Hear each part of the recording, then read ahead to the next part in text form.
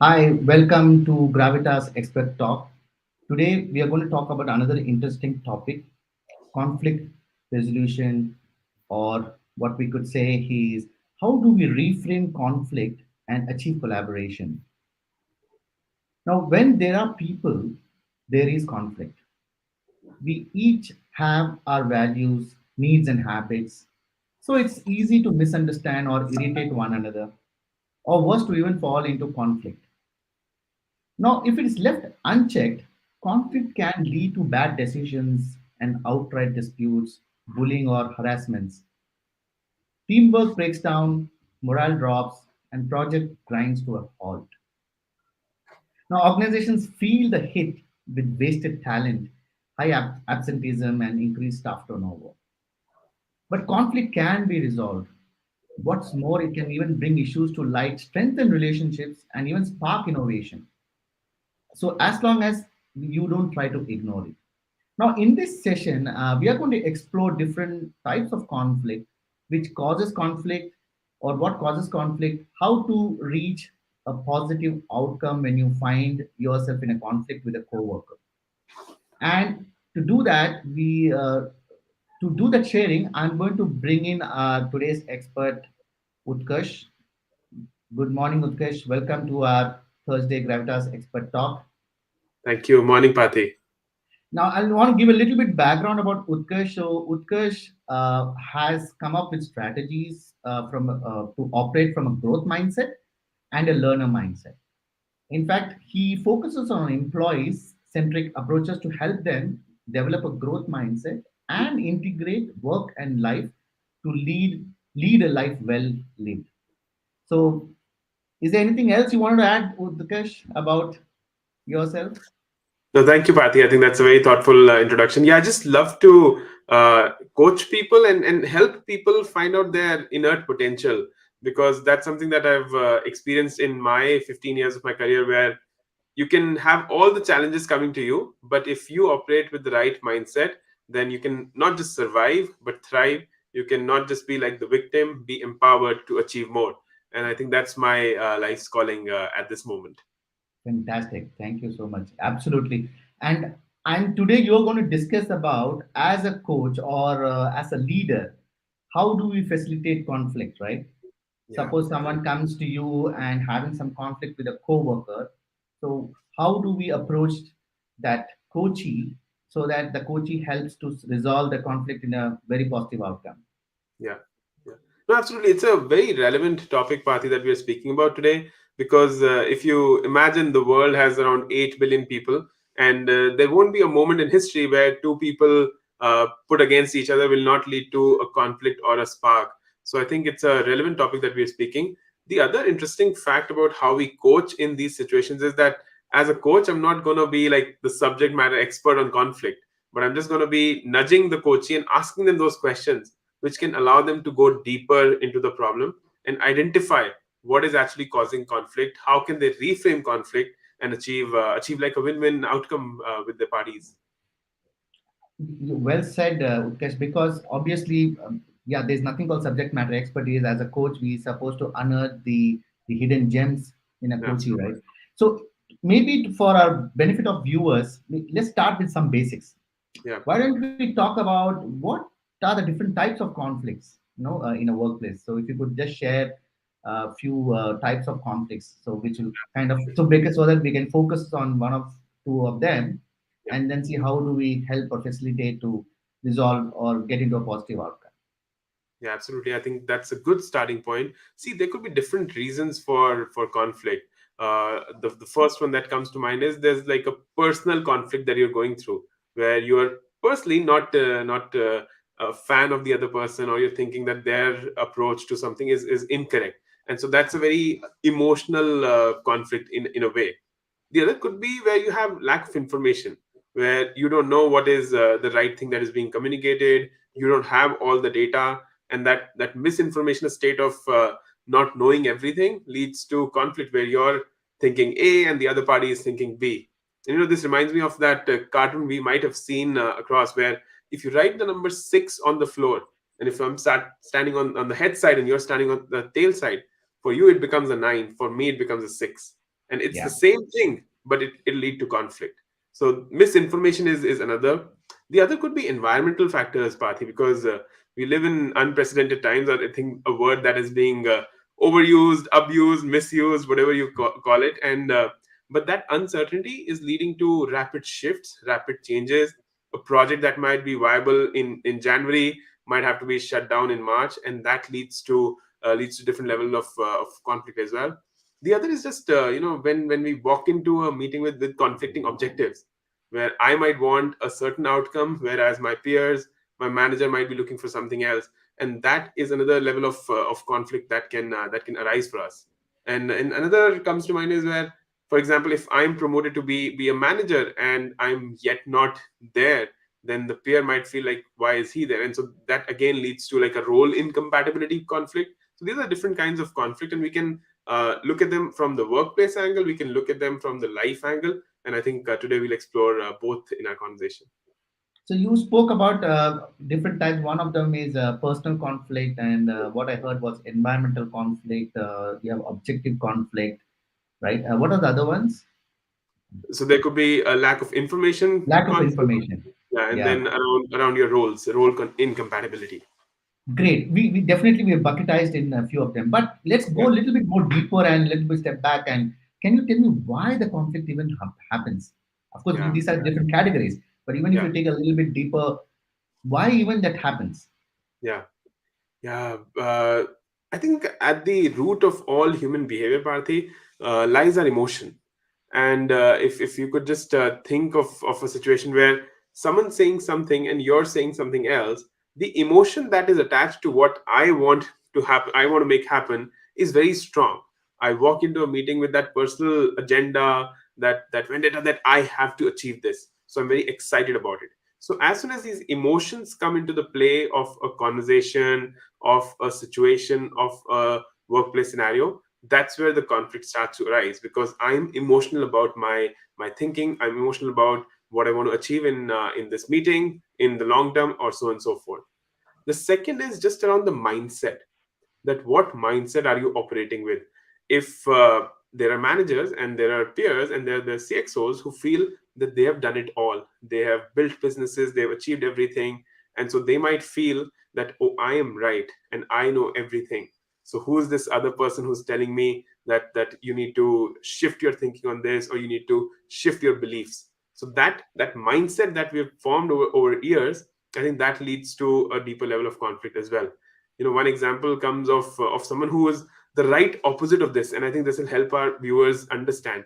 I've seen quotes and posts by for Sir Ratan Tata, and how beautifully he's humble, he's still learning, he's still evolving his understanding of the business world even at this ripe age. And so that tells you that if you stay in a state of evolution, if you stay in a state of improving all the time, then the chances of conflict will be much lesser.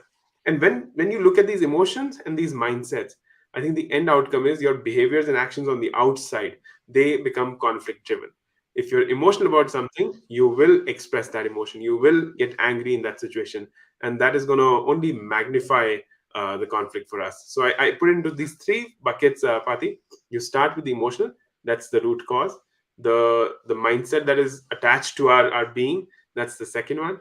And the actions and behaviors we take on the outside is the third one, that is the root cause of conflict.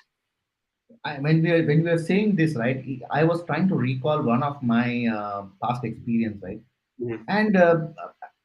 and over the years, in fact, I have come out with this some kind of a, let's say, I wouldn't say framework, but it's some kind of a simple rule, right? There are actually four goals of arguing, right? We argue because we don't agree with others person's position, Right. or their viewpoint either doesn't match up with us, or we believe that we are somehow threatened by the implications. So Mm. generally, what are the four common goals are either we want to persuade them that we are right, Hmm. or we want to persuade them that they are wrong, or even though Yeah, we don't have enough information or answers, or we simply argue because we are irritated and we want to kind of tick the other person. The absolutely. last one is we want to understand, but what the other person thinks, but we don't know how to discuss it without becoming argumentative. Yeah, And I see the recipe for the perfect storm is when both people are doing the first three at the same time. correct. Correct. So, so absolutely, Knak, I was just trying to recollect those things. So Yeah. how do we manage this now? Since we talk about these emotions, right? Yeah. Now, how do we manage the conflict, or even can we recognize are we in a conflict zone? Yeah. And Yeah. sometimes we may think some arguments can be recognized as conflict, but sometimes Yeah. it may not look like, but we could be possibly in a conflict zone. Absolutely, that's a very very valid question, and I think it starts with just awareness, Parthi. That when you are, for example, let me share an example. If there's a meeting going on between a manager and two or three subordinates, and if I'm one of those subordinates and I don't like the views that are presented by the other person, and I'm in a way competing to grow above the other two, then I'm already emotionally aggravated in a way. And so, as soon as Hmm. someone's saying something, even though there's no conflict on the surface level that is being expressed right now, but as soon as their idea comes out, even if that was the idea that I wanted to share, I'm going to roll my eyes. I'm going to, in my head, start to judge them. And that's the subtle kind of indication that I am in this moment being emotional about it. In this moment, there's conflict bound to happen. So I think that emotional awareness is very important. Another point that comes in is that as soon as our emotions are heightened in a way which is more than what we could call normal in that moment, I think that leads to something that is called as the amygdala hijack, where the brain stops to think rationally about things. The brain stops to be logical about things. So it's kind of a flight and fright kind of a reaction, where as soon as something happens, I have to react. If we have to learn to manage conflict in a better way in our workplaces, in our lives, I think we have to learn to detach ourselves from the emotion, which is easier said than done, because we're all so beautifully wired and programmed to just give out our emotions, express our emotions. So I think it's the starting point is awareness and acceptance. Yes, there is conflict, I agree to it, but I'm not going to let this conflict bring me down. And that's to me the starting point, Pati. Okay. And as a leader, now someone comes to you and say, "Hey, I'm having this whatever conflict." How would you approach this? I mean, what would be your A, B, C, or one, two, three? Yeah. I know this is not a kind of a recipe or something, but maybe something there as a starting point, as a leader, a Hmm. coach, someone who's having these conflicting thoughts or maybe conflicting conflict with their coworkers. Yeah, yeah. See, as a coach, we and this is something that my mentor shared with me, that the questions that we ask decide the quality of our life. And so I implement that on myself and on my coaching conversations. So if a coachee comes in who's stricken with the conflict in a way and who's not been able to detach themselves from the situation, from the emotion that are arising, I think the first question that I'm going to ask them is to become aware of what are they exactly feeling because of that conflict. What are the deeper emotions that are going on? What are the deeper thoughts that they're going through that is leading to that conflict? I think that bringing out that awareness is very important. And sometimes, it's like unpeeling the onion, right? That you start to unpeel the first layer, something else might pop up. You unpeel the second layer, something different might come up. But ultimately, if you can take the coachee or the person to that centeredness where they're feeling that my emotions or something else is driving this conflict, I think that'll be a great starting point. So awareness and acceptance becomes to me the first thing that I want the coachee to go there and then understand how they want to shift that in a way or not. Okay, okay. That'll be the And first one. Any thoughts, question on that before I move to the second one, maybe? no, no, absolutely. I mean, movement. See, the we raise our awareness, right? There's so many things comes to light. Yeah, So much of clarity comes to in our heads.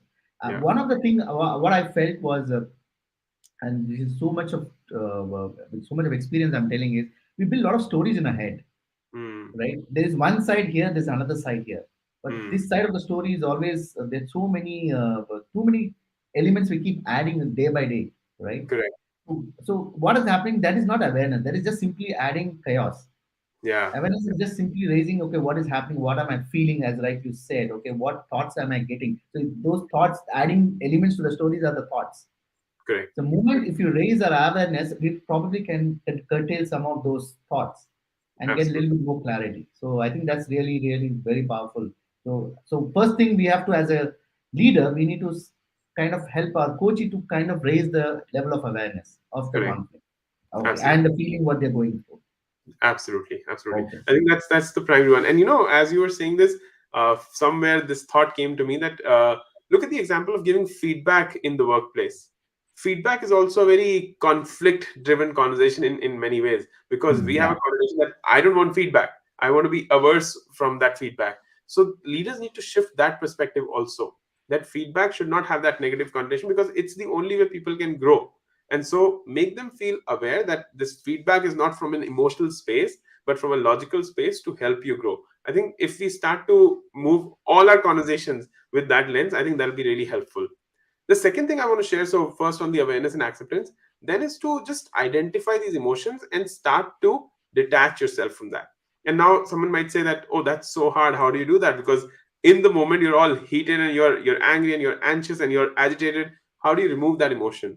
But I think we all have that machinery in us. We have that mechanism in us where if we are able to identify what we are feeling, we'll also be able to replace it with something else. And so I asked my coaches that, oh, so in this moment, in this conflict, you're feeling a lot of fear or disappointment or anger. Now, what do you want to replace this emotion with? And I think that's the key turning point for them, because they've yet not seen the other side. It's like there's this deconstructing, unconstructive kind of energy in them, and they continue to operate with that. As soon as you make them shift to the other side and see that, oh, I have a better side to myself as well, and a side that will not be jealous, a side that will not be disappointed, a side that will not be frustrated, but will something else. So that reframe of the emotion, I think, is a very powerful place for the coachee to start to clarify their mind, to start to think that if I'm not being agitated, then who else am I being? And that's the shift. That to me is the second step that I take with my Yeah. So, coaches. because I want to respond a little bit here because this is a very, very important, I would say, step because this has a lot of implications, even the way we communicate. And I wanted to come to the topic as well. Now, as you rightly said, it's not easy. So, is how do we develop that detaching our emotions? What could be just one area or two areas?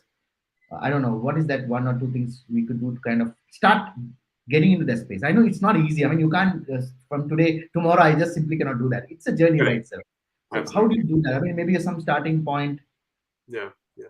See, one thing is just to understand that there are these opposite emotions in us. I there was this coaching conversation I was having, and this person was saying, "How can I be good in every moment and not bad?" So I tell my coaches that it's a spectrum that we are always on, and so you're vibrating between this spectrum. So find your spot which will allow you to be your best self. And on the emotions part, as such, Pati, that if people are emoting in a certain way, and if they're unable to see what's the flip side of the emotion, the other thing to do is to help them simply rate their emotion. For example, if you're frustrated in a meeting that the other person is just not listening to you, if you and I are having this conversation and we are just locking horns against each other and saying, Pati, you're wrong, you're saying, Utkash, you're wrong, I'm saying, Pati, you're wrong. So we have a lot of frustration in each other right now. So let me rate my frustration. So I'll ask my coach, Utkash, how do you want to rate your frustration right now? And they might say on a scale of 1 to 10, I'm at a 8 right now. Okay, can you reduce this what would be a good level of frustration to have in this moment? And they might not want to take it to 0, so they might say, Utkash, if I can Yeah, come down to 3, then I'll be in a good place. Okay, so what are the steps you can take to come from 8 to 3?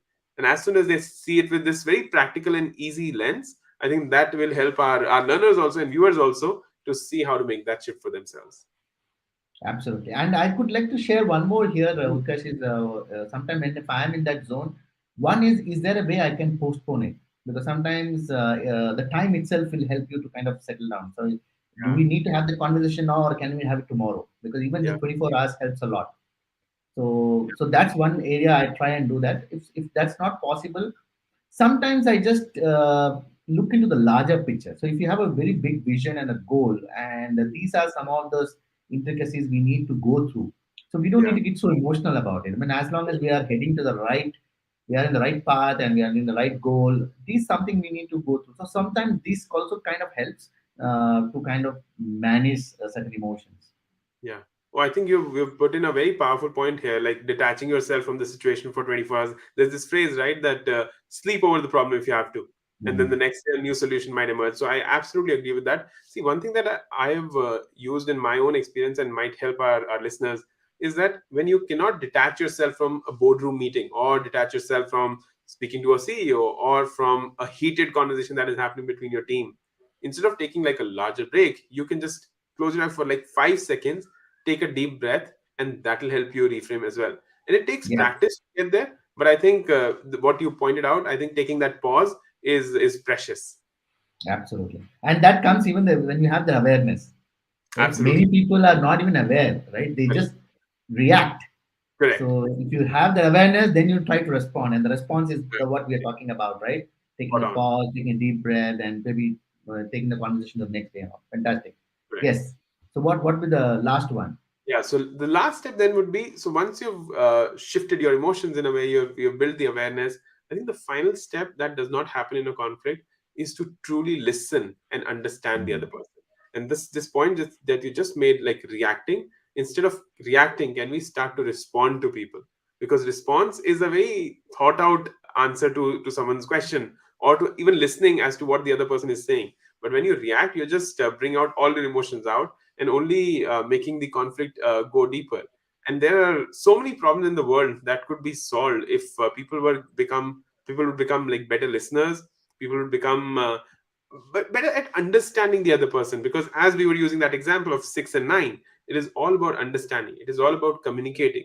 It is all about being open to learning new things. It is all about saying that I know I cannot be right 100% of the times, and I am open to learning a new thing or shifting my mindset, and being flexible about it. So I think listening and understanding to me is the last big step that one can learn to implement and help resolve conflict. In fact, I would like to share here, Utkarsh, one of the best things. Of course, the entire my coaching experience has transformed my life. Okay, so that's Yeah, another conversation, right? I want to keep it for another day. But absolutely. one thing I've learned from this coaching thing, right? Something happens, right? Mm, Some issue, some problem. Our not this is what I used to do before. Now I'll be very honest and here, because I'm not a perfect person, right? I've learned along the way. yeah, My first response is, who did that? yeah, But in coaching, we say that, why don't we replace that? What happened? correct. Right? It's such a powerful shift, right? I mean, Absolutely. what happened is you're trying to understand. I mean, we are trying to isolate the problem with the person. We are Yeah, looking at the issue and focusing on the issue. So that yeah, one phrase of what happened itself brings so much of psychological safety with the other person and able yeah, to open up and all. yeah, So, yeah. because I also felt that if you are emotionally detached, your Mm, response and your communication also changes very yeah, quite significant. absolutely, absolutely. Yeah, Any other you examples you would like to share on this part of it? Absolutely. I was coming to that. So a couple of things are popping in my head, and one story I don't clearly remember who it was about, but it'll help us understand how we can resolve conflict. So there was these two leaders in South America who were at war, and currently also the world is seeing some aspects of war happening in our own situations. But that war was going on for years and years, and they were unable to come to terms and find a way to collaborate, to come together and solve that situation. And they would just keep arguing. The diplomats would go to one country to the other, and nothing was happening till those two leaders actually at one point met each other. And as they were discussing different aspects of their leadership, about the problems that the two countries are facing, there came a point where they spoke about their children. And both of them had a special needs child, a child who was in a certain way not was specially able. And in that moment, as soon as they both understood and found out that they have this beautiful common ground where they're, as a parent, doing so much for that child, the war started to resolve. Because now Mm, they've stopped kind of just arguing against each other, just putting A and B against each other, and locking horns. Now they've started to listen to the other person. They started to empathize with the other person. And I think this is something that we can learn and bring to our workplaces as well.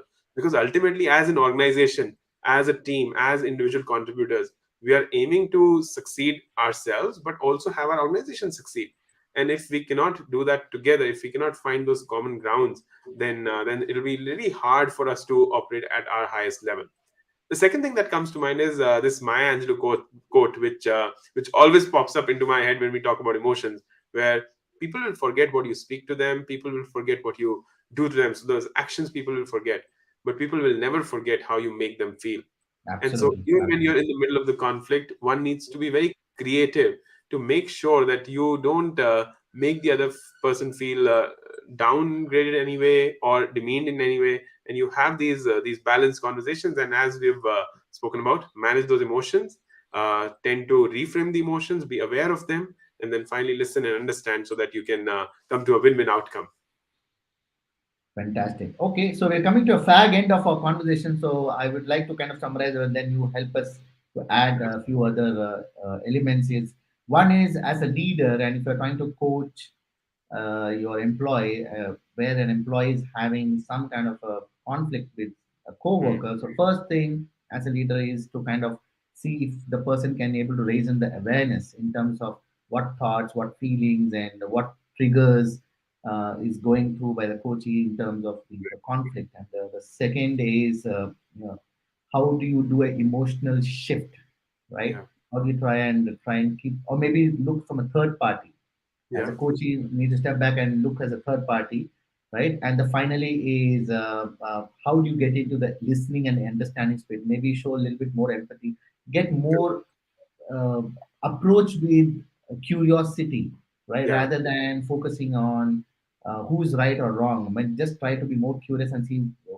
what the perspective the other person is bringing, and where is absolutely. the common ground? Because right now you said you when you shared the story, there Yeah, was such a common ground, and that really helped resolve the war. So maybe correct. try and find that kind of a commonality between the two parties, so that no, you could have some common ground to talk about, right? Absolutely. Anything else you would like to add, Utkarsh? Sure, sure. No, you beautifully summarized it. But as you were speaking, one thing came to mind that if leaders were to have to act as coaches to their people, I think as a coach, we are always told that we don't have to coach the problem, but we are coaching the person. I think that can be implemented as a last takeaway to Yeah, conflict as well, where you have to not be attached to the event and you not say that, oh, if something negative is happening, then the whole person is negative. You separate out that event, but coach the person, coach the individual who's with you to help them be their best self and to help them contribute to their own growth and the team and the organization's growth. I think so. Coach the person and don't ever coach the problem as a leader. fantastic. Thank you so much for that. The final thought, Utkarsh. Thank you. So, viewers, I'm sure you have gained some insights in today's conversation in terms of how do you manage workplace conflict, or try to reframe the conflict and and make it into a more of a collaborative relationship. Yeah. We will look forward for the next week's with another topic with another guest, and have a wonderful rest of the day. Thank you so much. Thank you so much, Pati. Take care. Bye. Thanks. Bye. Okay.